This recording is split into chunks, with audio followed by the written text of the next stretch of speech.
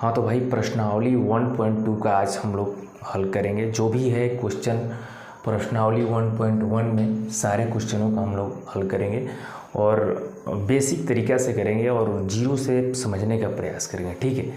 इसके पहले प्रश्नावली 1.1 में जो क्वेश्चन था सारे क्वेश्चनों का हम लोग हल किए और प्रश्नावली 1.2 में है जो उसको भी थोड़ा देख लेते हैं कि कैसे बनाने का नियम क्या है।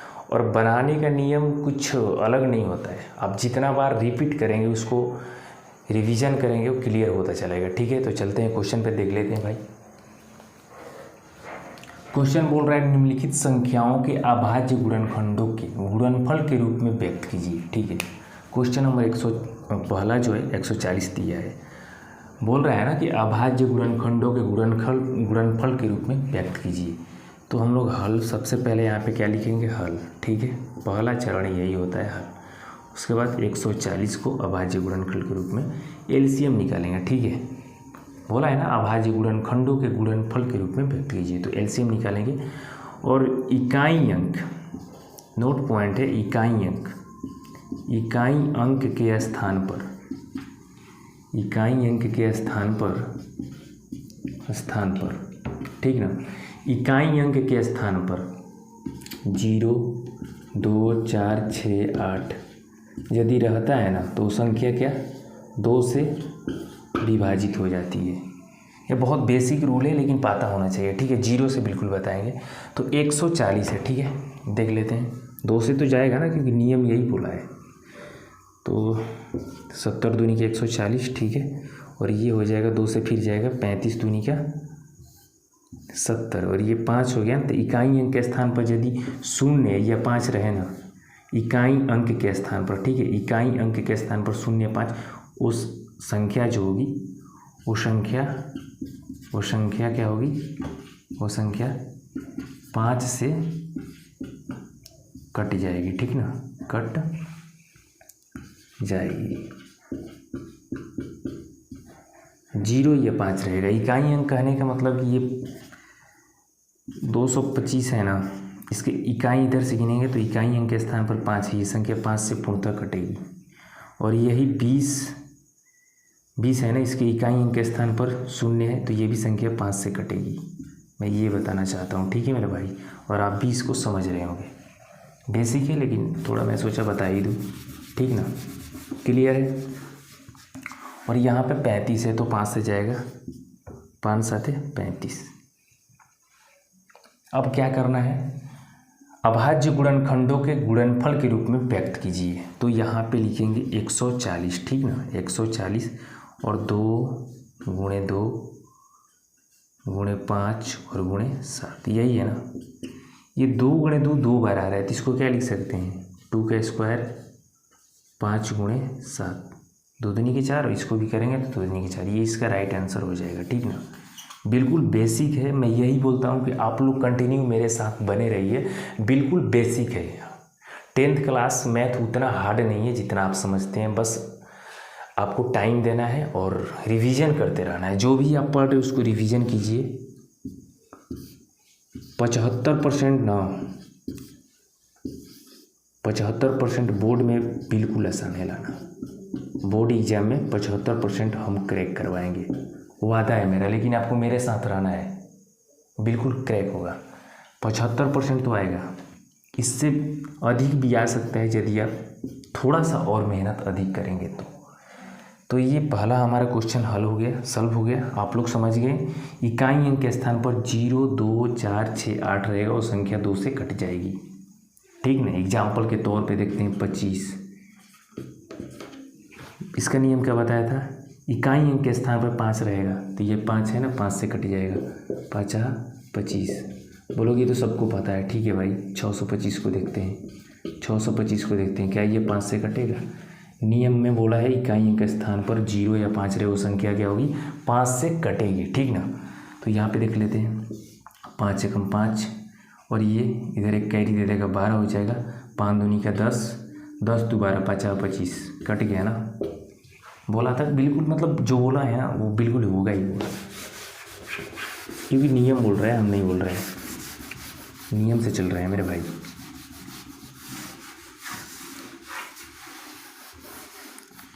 तो ये हमारा 1.2 प्रश्नावली का ये क्लियर हो गया क्वेश्चन नंबर 1। और क्वेश्चन नंबर 2 भी देख लेते हैं। 156 है, 156 है। ठीक उसी प्रकार से 0, 2, 4, 6, 8 रहेगा, वो संख्या 2 से कटेगी, ठीक ना।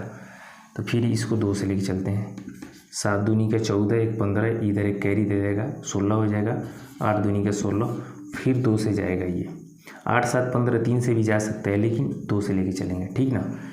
3 दूनी के 6, 2 9 18, समझ में आ रहा है। 3 दूनी के 6, कैरी दिया 18, 2 9 18।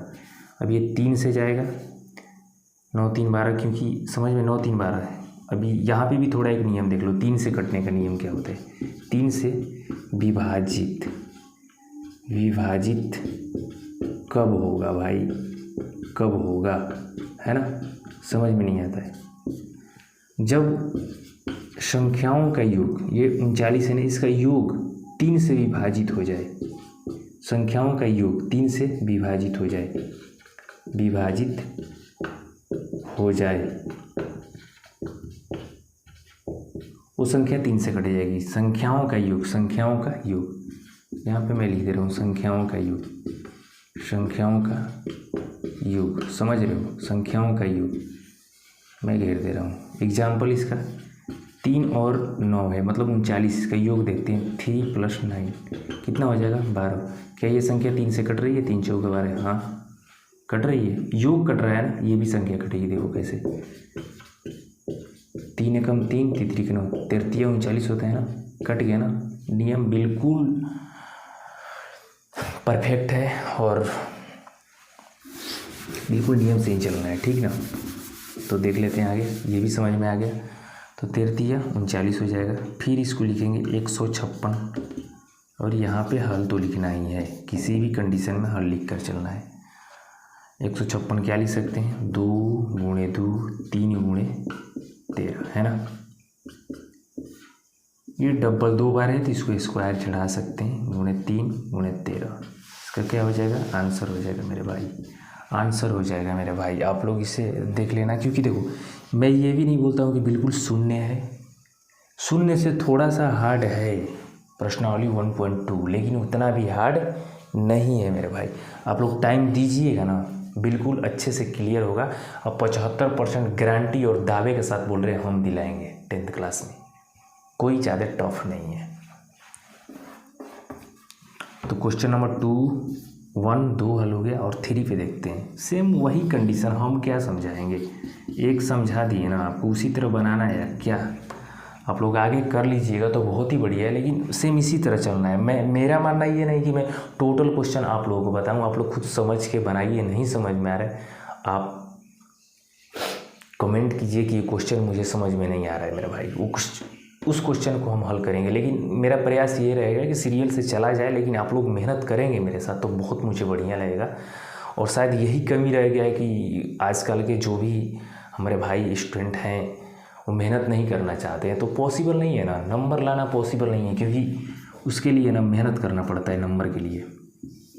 एक वर्कर की बात करें तो जाके 24 घंटा 12 घंटा ना ड्यूटी करता है तो उसको सैलरी मिल सकती है। और हम छात्र, जो भी छात्र जीवन के मेरे भाई हैं, छात्र जीवन से रिलेट कर रहे हैं, जो स्टडी कर रहे हैं, वो 5 घंटा पढ़ाई नहीं कर पा रहे। इसका मतलब क्या ही उम्मीद रख सकते हैं कि हमारा बढ़िया नंबर आएगा। करना पड़ेगा मेहनत, ठीक है। क्वेश्चन नंबर 3 क्या है,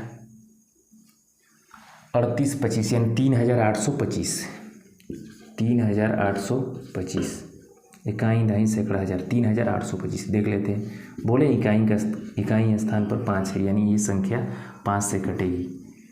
7 5 35, 3 38 32 हो गया। 6 5 30, 7 5 35 नहीं कर रहे हैं, 6 5 30 कर रहे हैं, समझ रहे हो, क्योंकि 32 है। तो इसके नज़दीकी का अंक देखते हैं, तो 6 5 30, 2 32 यानी 50 25। देखते रहो मेरे भाई, ठीक है। ठीक उसी प्रकार से बनाना है, हम कुछ नया इसमें नहीं करेंगे। यहाँ पे भी इकाई अंक के स्थान पर 5 है तो 5 से जाएगा ये, 5 से कम 5, और ये 2 बच गया तो ये 2 कैरी हो जाएगा 26, और 50 25, 25 1 26, मतलब एक कैरी इसको देगा, 5 3 15। कुछ नया नहीं है। 5 3 8 1 9, 5 3 8 1 9। मैं बोला जिस संख्या के अंकों का योग यदि 3 से विभाजित होगी वो संख्या क्या होगा मेरे भाई, 3 से पूर्णतः कटेगी। 5 3 8 1 9, यानी 9 तितरी का 9 कट रहा है, तो ये 3 से कटेगी। मैं इसमें कोई अपडेट नहीं कर रहा हूँ, चेंज नहीं कर रहा हूँ, ठीक है। संख्या 3 से कटेगी। 5 3 15 और 1, 3 5 3 15, 3 एकम 3, और इसमें कट गया ये। क्या ये संख्या और कटेगी? 5 1 6, 3 दूनी के 6, यानी 3 से और कटेगी। 3 से 17 तिया 51 होगा ना, 17 तिया 51। इसको क्या करेंगे? 3825 बराबर क्या है भाई? इसका देखते हैं क्या बोला है, गुणनफल के रूप में, गुणनफल के रूप में लिखने हैं। 5 गुणे 5, 3 गुणे 3 गुणे 17। इसका शॉर्ट फॉर्म क्या लिख सकते हैं? 5 के स्क्वायर गुणे 3 का स्क्वायर गुणे 17, ये तो लिख सकते हैं ना। और यही राइट आंसर होगा मेरे भाई। इसमें कुछ नया नहीं करना है। डबल रहेगा तो डबल का स्क्वायर कर देंगे।